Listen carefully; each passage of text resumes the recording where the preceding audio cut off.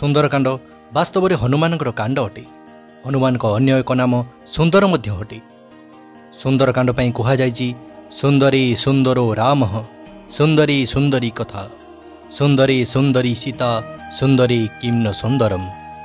सुंदरकांड रे मुख्य मूर्ति रूपे हनुमान को रखा दरकार। यह अवश्य मन रखा दरकार जे हनुमान सेवक रूपी भक्तिर प्रतीक अटंती।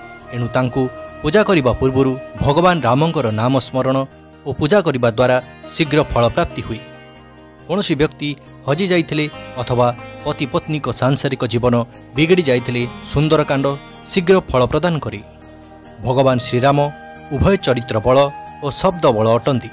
चरित्र को राम को कार्यशक्ति संपन्न करिछि एवं वाल्मीकि ताकु शब्द शक्ति प्रदान करिसेंति।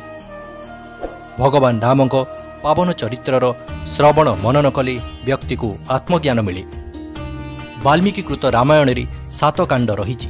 संतान प्राप्ति पई बालकांड, धन प्राप्ति पई अयोध्या कांड, अनुसंधान रे सफलता पई अरण्य कांड, राज्यादि प्राप्ति पई किष्किंध्या कांड पढ़िबा दरकार। संपूर्ण कार्यसिद्धि पई सुंदरकांड एवं धर्म अर्थ काम तथा मोक्ष प्राप्ति पई उत्तराकांडर प्रयोग करा जाए।